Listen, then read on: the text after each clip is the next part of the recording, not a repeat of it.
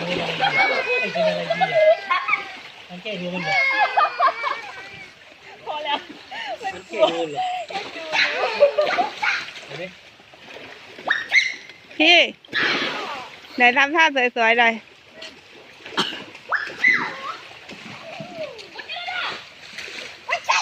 เดินทางอีกตาเลยเลยนี่ก็ขึ้นไปได้อ๋อเดินไปเหรอแต่ว่าไกลไม่ไกลเลย